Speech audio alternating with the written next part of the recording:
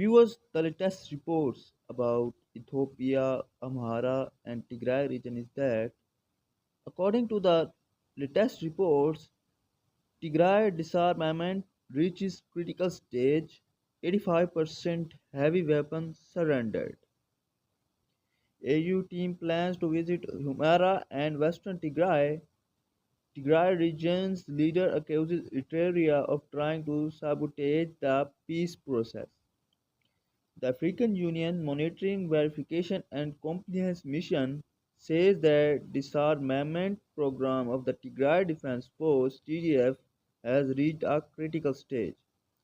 After visiting Mekelle for 2 days, Alhaji Sarjoh Bah, Director of Conflict Management at the AU, stated on Friday that his team observed sustained positive gains in Tigray, driven by the overall goodwill of the parties and the population embracing peace and working assiduously to rebuild this region.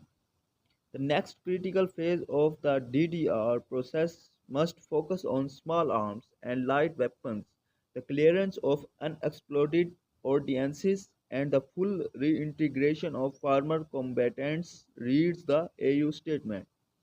After visits from AU officials and military attached, Major General Stephen Radina, the Kenyan general leading the AU MVCM in Tigray, gave a press briefing at Planet Hotel in Mekelle on Friday. He said disarmament of heavy weapons in Tigray has surpassed 85%. The MVCM was launched in December 2023 after the Pretoria Agreement was signed. The National Reintegration Commission (NRC) is also preparing to rehabilitate close to 2 lakh ex-combatants of the TDF. We have witnessed the disarmament of heavy weapons and air force systems in Mekelle, said Major General Radina. Radina and his team are planning to visit Amara and parts of western Tigray by next month, areas they have not been yet able to access. Disarmaments of mortars and anti-tanks will be finalized in the coming weeks. However, Radina said there are still war remnants in Shire, Exum, Almata, and other areas. We are working to clear them. He says this results in accidents when farmers resume activities and students start going to school.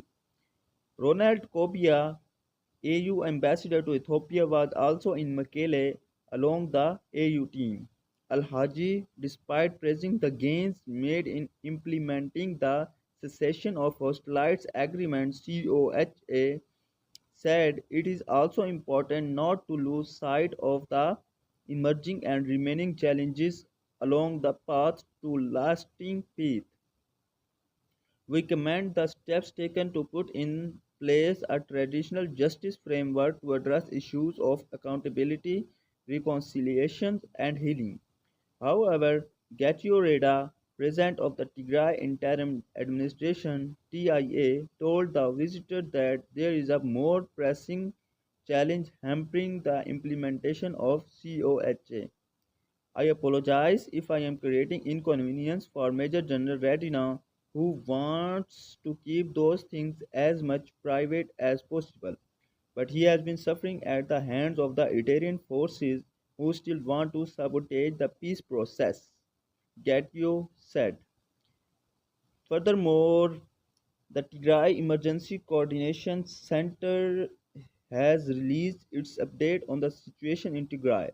The overall picture one gets from reading the update is that Tigray is in an extremely dire situation despite constant positive news, carefully planned to portray a semblance of normalcy and to repair the abased regime's international image. We recommend people to read the update. Below are the some highlights. First one is agriculture.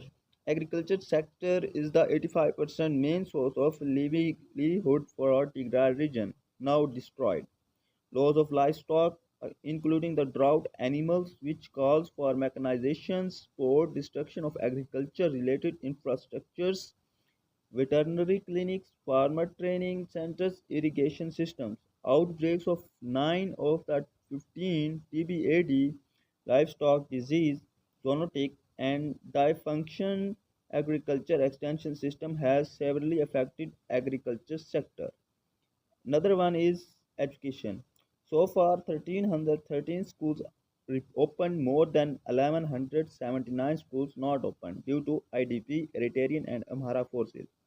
Number of schools occupied: Southern Tigray 182 schools by Amhara forces, Western Tigray 222 schools by Amhara forces, Northwestern Tigray 75 schools by Amhara forces plus 15 schools by Eritrean forces. Central Tigray 12 schools by Eritrean forces, Eastern Tigray 46 schools by Eritrean forces. In total, 552 schools occupied, 479 by Amhara forces plus 73 by Eritrean forces. In addition, schools near Eritrea and Amhara border are not reopening due to the security concerns. Protection is another. 1544 schools have been assessed for UXOs and EOWR, and 1231 explosives found. Reportedly, 6 children were kidnapped by the Eritrean Defense Force troops movement towards Shiraro, and UNDSS reported on 13 May. POW's food assistance in Tigray is a single most protection concern for the IDPs, returnees, and communities, specifically for the people with special needs. Another one is food. Due to selling of food assistance in some areas and inclusions and exclusion areas in targeting both GEOP and WFP, temporary pause delivery of food assistance for the neediest and war affected people in Tigray only. During the month of April 2023, only around 82,000 people received food assistance from the main food partners in the region, partly due to the pause in food distribution starting in mid-April. This represents the lowest number of people ever assisted by the main food partners within a calendar month since January 2021. So that's all from my side. Thanks for watching.